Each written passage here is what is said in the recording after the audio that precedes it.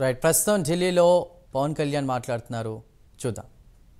అందుకనే ఒక మోడల్ స్టేట్గా చేయాలనేది ఆయన నా అభిప్రాయానికి తెలియజేయడానికి.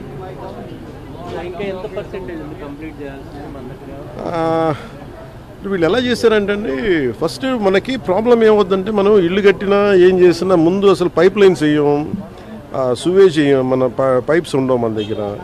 ఇప్పుడు సమస్య ఏముందంటే, మన దగ్గర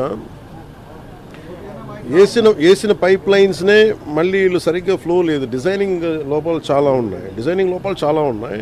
ఆ డిజైనింగ్ లోపాలు ఒకళ్ళు కరెక్ట్ చేయాలి.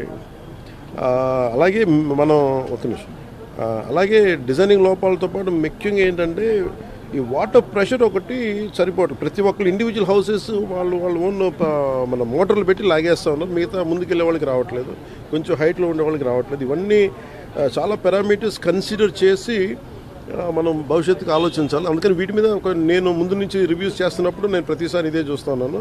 ఇక్కడ మనం ఉన్నప్పుడు ఒక 4 అడుగులు ఎత్తులో ఒక 100 ఇల్లు ఉంటే వాళ్ళకి నీళ్ళు రావట్లేదు. అలాగే ముందున్న ఒక 2 కిలోమీటర్ల ఏరియాకి వస్తుంది, నెక్స్ట్ పక్కనున్న వీటికి రావట్లేదు. ఇవన్నీ మన పిఠాపురంలోనూ చాలా క్షేత్రస్థాయి పర్యటనలు ఇవన్నీ నేను పరిశీలించాను. ఓవర్ హెడ్ ట్యాంక్స్ ఉన్నాయి. మనకి డ్రింకింగ్ వాటర్ మనకి ఎవరితో సర్ఫేస్ డ్రింకింగ్ వాటర్ ఫెసిలిటీస్ ఉన్నాయి. కానీ పైప్ డిజైనింగ్లో వీళ్ళు చాలా బండగా ముండిగా పైపులు వేసి తవ్వేస్తున్నారు. కానీ దానికి చాలా కన్సిడర్ చేయాలి. ప్రెషర్ ఎవరైనా తీసుకుంటారా, లేదంటే ఎక్స్ట్రా మీటర్ ఏమైనా మోటార్లు వేసి తోడేస్తారా, వాటి ఏం చేయాలనేది మనకి ఆర్డబ్ల్యూఎస్ శాఖ కూడా దీనికి కొంత బాధ్యత వహించాలని చాలాసార్లు తెలియజేశాను. ఈ సౌర విద్యుత్ ఒప్పందాలకు సంబంధించి ఆంధ్రప్రదేశ్ గతంలో ముఖ్యమంత్రిగా ఉన్నటువంటి జగన్మోహన్ రెడ్డికి దాదాపు 1750 కోట్ల రూపాయలు ముడుపులు ముట్టినట్టుగా అమెరికన్ న్యాయస్థానంలో అభియోగాలు నమోదైనాయి. దీనిపైన అది నేను లాస్ట్ 2-3 డేస్ నుంచి ఒకసారి మొత్తం పరిశీలిస్తా ఉన్నాను. ఒకసారి మన ముఖ్యమంత్రి గారితో మాట్లాడి దీని మీద కలిసి సమిష్టిగా ఒక నిర్ణయం మన అభిప్రాయం తెలియదు. అది వీటన్నిటి మీద ఉన్నాయి డిమాండ్స్. వీటన్నిటి పరిశీలించి దాని వెల్కమ్ దీన్ని తెలియజేస్తాను, మా అభిప్రాయం తెలియజేస్తాను. రాష్ట్రంలో రోజుకు కుంభకోణం బయటపడతాం. ఈ రోజు మళ్ళీ తిరిగి కడప ఎయిర్పోర్టు సంబంధించి 150 కోట్లు, అట్లనే అంతకుముందు శ్రీకాకుళం జిల్లాలో కానీ అంటే సమోసాలకే 9 కోట్లు, అలా కదండి, సమోసాలకే 9 కోట్లు అనుకున్నప్పుడు ఇవన్నీ మనం చూడాలి. అంటే ఇది అంటే చాలా బాధ్యతారాహిత్యం, భయాలు లేవు, పారదర్శకత లేదు, అకౌంటబిలిటీ లేదు. ఇవన్నిటికీ వీఆర్ పేయింగ్ ద ప్రైజ్. ఇదేంటి భవిష్యత్తులో ఇలాంటి పునరావృతం కాకుండా చూడాలి.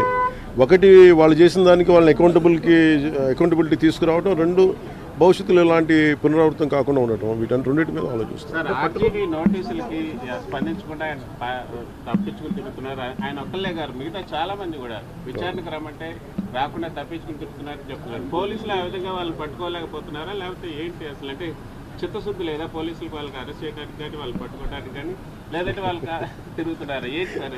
Let the police do their job, let me do my job. నా పని నేను చేసుకున్నాను, వాళ్ళ పని వాళ్ళు చేయాలి కదా. గత గవర్నమెంట్ లో అయితే ఎక్కడున్నా కదా అవునా, చెప్తున్నారు వాళ్ళు ఢిల్లీ నుంచి కూడా పట్టుకెళ్ళిన సందర్భాలు ఉన్నాయి. అలా అనిపించట్లేదా ఇప్పుడు? అంటే మీకు ఇప్పుడు చంద్రబాబు గారి మీద నందిగామలో దాడి చేసిన వాళ్ళు సింపుల్ గా కోర్టుకు వెళ్ళి వచ్చి మేము బయటకు వచ్చేసామని చెప్పి కాలర్ ఎగరేసుకునేటువంటి పరిస్థితి కనిపిస్తాం. సో ఎట్లా అంటే నేను ఒకటి లా అండ్ ఆర్డర్ హోమ్ నేను చేయట్లేదు. సో మీరు ఇది అడగాల్సింది మీరు ముఖ్యమంత్రి గారిని అడగాలి. కూటమి ప్రభుత్వం కాబట్టి కరెక్టే. అలాగే ఇప్పుడు నేను పంచాయతీరాజ్ గురించి అడిగితే నేను చెప్పగలను. కొన్ని ఇది మా ఇంటర్నల్గా ఏం జరుగుతుందో ఒకసారి మీరు చెప్పినవి అన్నీ ఖచ్చితంగా నేనే దాన్ని తప్పించుకోవట్లేదు కదా. కానీ ఒక మాట చెప్పేటప్పుడు కొంచెం బాధ్యతగా చెప్పాలి.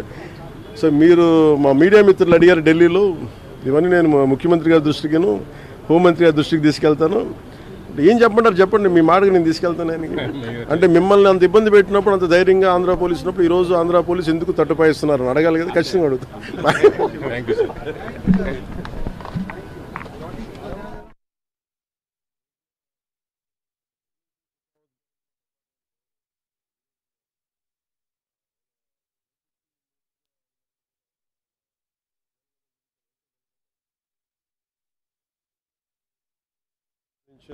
పనులు అడగడానికి వచ్చాను. బడ్జెట్ ఒకటి, టైంలో ఒకటి ఎక్స్టెన్షన్ చేయమని.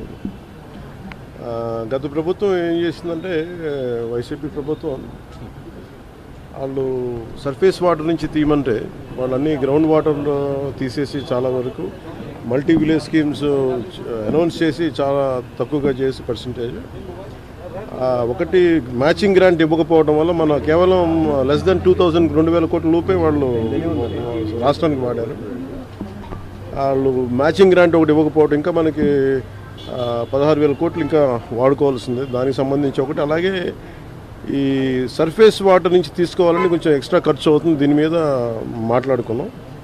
సో ఒకసారి వాళ్ళ సహాయ సహకారాలు అడగటానికి, అలాగే ప్రధానమంత్రి గారు కూడా ఇంకా ఒకసారి తెలియజేస్తామని చెప్పారు మనం అడిగిన ఇవన్నీ డిమాండ్స్ అని.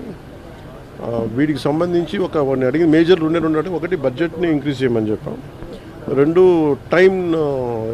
జేజేఎంని టైం లైన్ ఇంక్రీజ్ చేయమని చెప్పాలి. అలాగా అది మనం 27 దాకా అడిగాం.